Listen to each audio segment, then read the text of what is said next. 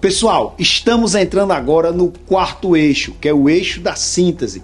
Falamos no primeiro eixo sobre incisão e descolamento, falamos no segundo eixo de exérese, a exodontia, falamos no terceiro eixo da hemostasia e agora vamos falar da sutura, da síntese.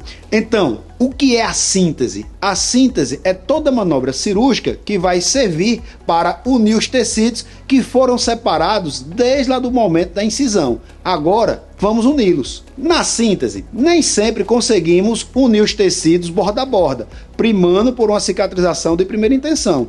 Muitas vezes, nós aproximamos o máximo os tecidos, mas não uni-los. E aí, a cicatrização vai ser por segunda intenção. Por exemplo, uma extração do elemento dentário. Nós tiramos o elemento dentário, ficou o alvéolo. Na maioria das vezes, na sutura, não conseguimos unir esses tecidos, essa gengiva que estava separada pelo dente, mas conseguimos aproximá-la ao máximo na hora da síntese. E a cicatrização desse alvéolo, como é que fica? Fica por segunda intenção. Observem na imagem que temos dois momentos distintos de síntese. Uma síntese que conseguimos unir borda a borda, e aí a cicatrização é a cicatrização mais rápida, por primeira intenção. E nessa outra imagem, nós temos uma cicatrização que geralmente ela é mais lenta, é uma cicatrização por segunda intenção. E quais os instrumentais nós utilizamos para realizar a síntese? Nós utilizamos o porta-agulha, que é esse que está aí na imagem. Geralmente eu indico o porta-agulha de Vidia. Por que de Vidia? Porque essa ponta ativa aí de Vidia, ela demora a se desgastar, não se desgasta com grande facilidade, como por exemplo a ponta ativa desse outro porta-agulha, que é uma ponta ativa mais comum. Muitas vezes esse desgaste, a agulha ela começa a rodar e você não tem o travamento ideal para realizar a sua sutura. Outro instrumental que nós utilizamos é a pinça para segurar os tecidos. Eu particularmente gosto muito dessa pinça aí que vocês estão vendo. É a pinça Dietrich. Você consegue ter um bom manuseio dos tecidos com essa pinça. Também temos outros tipos de pinça, como a pinça Addison com dente ou sem dente, que é chamada pinça de dente de rato. Essa que vocês estão vendo aí na imagem. Particularmente, essa pinça ela é muito boa, mas se você pega um tecido de um paciente idoso, que geralmente é um tecido mais friável, mais quebradiço, que não aguenta popularmente muita tensão, você acaba rasgando o tecido desse paciente e aí dificultando na hora da cicatrização. Mas também é uma pinça muito boa. Algumas pessoas muitas vezes acham que pinça é tudo igual e acabam utilizando, por exemplo, a pinça de algodão para fazer sutura. Não faça isso, pessoal. Por quê? Porque essas pinças ela não vai ter a mesma precisão e muitas vezes não consegue pegar e firmar o tecido adequadamente para que você possa fazer a sutura. Detalhe importante, não utilize os dedos como anteparo ou para pegar a agulha. É nesse momento aí que muita gente se perfura e acaba se contaminando. Então, utilize os instrumentais adequados. Você vai ter o porta-agulha e você vai ter a pinça adequada para fazer a sua sutura. Existe também a forma ideal de você fazer a empunhadura do porta-agulha. E como é que eu pego nesse porta-agulha? A forma ideal de você pegar no porta-agulha é esse aí que está na imagem. Observe que você vai ter o dedo anelar e você vai ter a polpa do dedo do polegar fazendo essa empunhadura.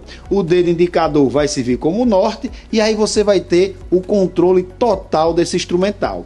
Também existe a forma ideal de você pinçar a agulha no porta-agulha. Como é que você vai pegar a agulha no porta-agulha? Geralmente eu costumo dizer que você vai pinçar a agulha na metade da metade. Como assim, professor? Peraí que complicou tudo. Você vai pegar a agulha com o porta-agulha da forma que está na imagem aí.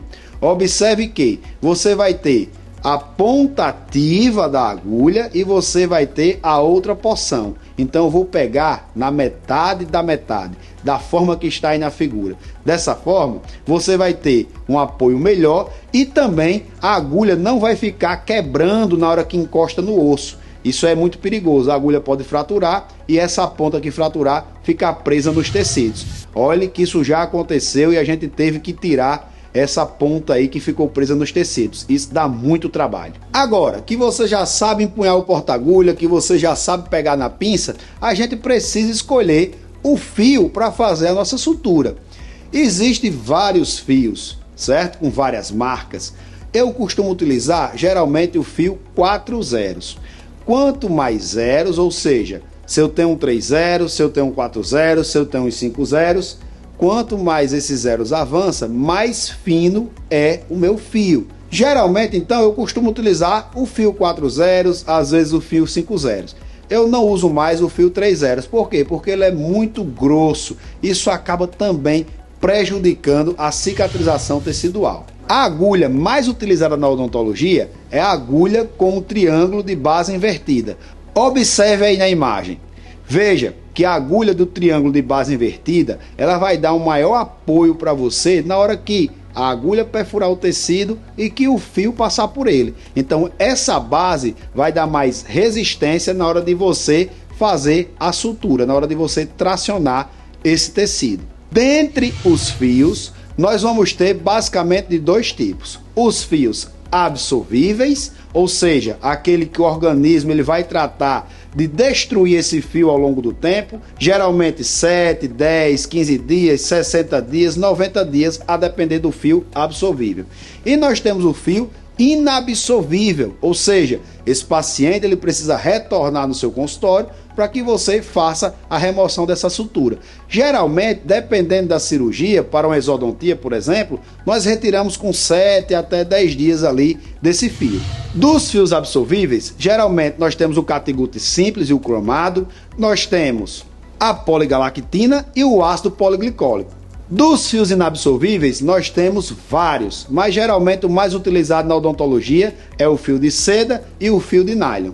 As indicações para o uso de fios absorvíveis, geralmente eu costumo utilizar quando, por exemplo, é paciente especial. Por quê? Muitas vezes a gente tem dificuldade, a gente fez uma cirurgia através de sedação e a gente vai ter dificuldade para remover esse fio que nós utilizamos.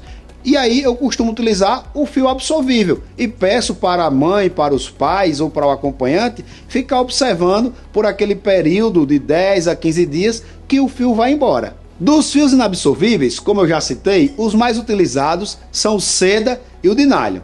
O de seda, ele não possui memória e o de nylon, ele possui memória. Se nós esticarmos o fio de seda e soltarmos, você vai ver que ele não volta para a posição original. Agora, se você pega o de seda e você puxa o de seda, você vai observar que ele tem memória. Então a tendência do fio de seda é ele voltar para a posição original.